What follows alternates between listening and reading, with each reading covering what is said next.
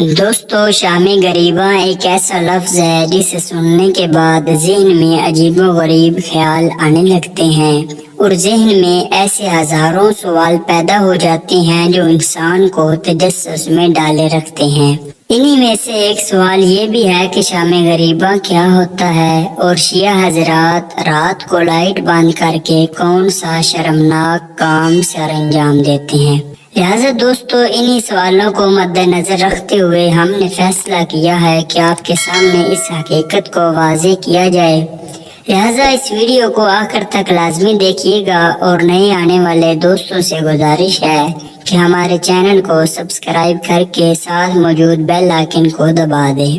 دوستو شام غریباں کے بارے میں روزانہ طرح طرح کی باتیں سننے کو ملتی ہیں، جن میں سب سے مشہور روایت کے مطابق یہ کہا جاتا ہے کہ 10 محرم کی رات تمام شیعہ حضرات امام بارگاہ میں جمع ہو جاتے ہیں، جن میں خواتین کی بھی کثیر تعداد موجود ہوتی ہے، اور جب تمام لوگ امام بارگاہ میں جمع ہو جاتے ہیں تو اس کے دروازے کو تالا لگا دیا جاتا ہے، جس کے بعد ایک شیعہ عالم مجلس پڑھتا ہے اور اس کے ساتھ ہی ساری بتیاں بجھا دی جاتی ہیں، اور پھر دونوں مرد و زن مل کر شرمناک کام سر انجام دیتے ہیں، جس سے پیدا ہونے والے بچے کو شیعہ ذاکر بنایا جاتا ہے۔ اس کے علاوہ شیعہ حضرات کے بارے میں یہ بھی کہا جاتا ہے کہ یہ سنی بچوں کو اغوا کر کے ان کا خون اپنی نیازوں میں ڈالتے ہیں اور پھر یہی نیاز انتہائی شوق سے تقسیم کرتے ہیں۔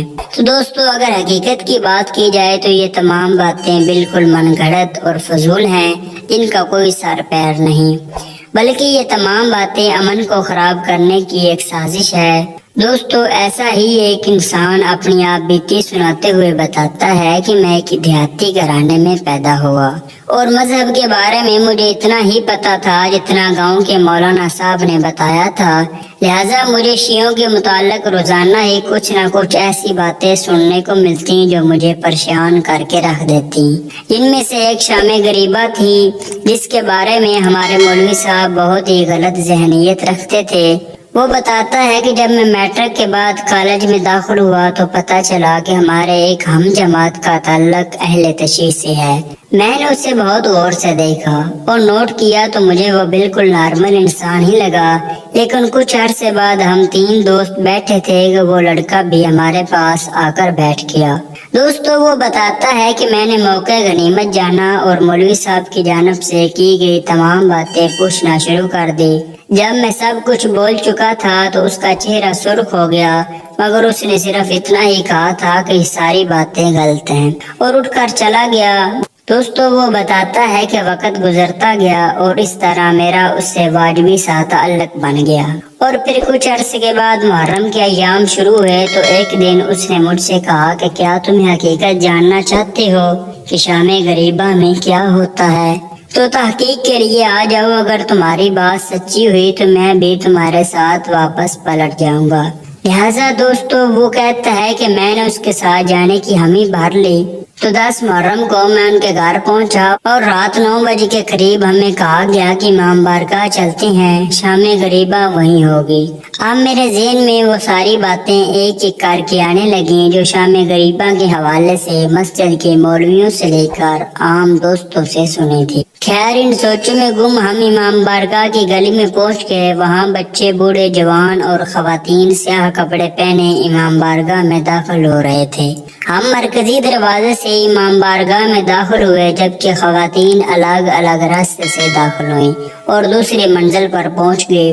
وہ بتاتا ہے کہ میں ابھی انہی خیالات میں گم تھا کہ امام بارگاہ کی بتیاں بجھائی جانے لگیں، اور اب صورتحال یہ تھی کہ تمام بلکہ بڑے ہال میں صرف ایک بتی اسٹیج پر جل رہی تھی، اور اسی دوران ایک ذاکر نمودار ہوا جس کے کپڑے سیاہ تھے اور ہلکی ہلکی داڑھی تھی اور گریبان کھلا ہوا تھا اور کفیں چڑھائی ہوئی تھی۔ اس نے مائک پر آتے ہی بلند آواز سے پڑھا، انا للہ و انا الیہ راجعون۔ یہ پڑھنا تھا کہ حال میں کوہرام مچ گیا اور ایسا لگ رہا تھا کہ جیسے یہ لوگ پہلے سے تیار بیٹھے تھے۔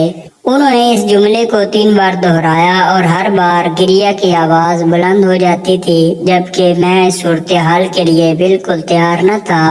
लिहाजा मैं हैरत से देखने लगा कि अभी तक तो जाकर ने कुछ कहा ही नहीं और ये इस कदर रो रहे हैं। जवान और बूढ़े तो अपनी जगह, बच्चे के आंसू भी गाल गीले कर रहे थे। अब जाकर ने कुछ बोलना शुरू किया। लोगों, तुम्हारे नबी का नवासा शहीद कर दिया गया है और नबी ज़ादियाँ अब दुश्मन के नरगे में हैं, जिनको कैद किया जा चुका है। अपनी आप बीती बताने वाला कहता है कि इसका हर जुमला मेरे दिल में खंजर की तरह पेवस्त हो रहा था और शोरो गिरिया मुझे खींच लिया था। अब खवातीन की रोने की आवाजें भी मुझे नीचे तक आने लगी थी। जाकर कह रहा था कि आज सुबह माओ के पास बेटे थे, लेकिन अब शामी गरीबा है और वो बेटे नहीं रहे। जाकर पढ़ता ही रहा और मुझे पता ही ना चला कि मेरी आंखों से आंसू बहना शुरू हुए, कब हिचकियां बंधी और कब आवाज बुलंद हुई। इतने में मेरा शिया दोस्त मेरे गले लगकर रोने लगा और बुलंद आवाज से कहने लगा कि ये होती है शाम गरीबा, यानी गरीबों की शाम। अल्लाह हम सब का हामी और नासिर हो। उम्मीद है आपको ये वीडियो पसंद आई होगी। ऐसी मजीद अच्छी वीडियोस देखने के लिए चैनल को सब्सक्राइब करना मत भूलिएगा। फी अमान लिल्लाह, अल्लाह हाफिज।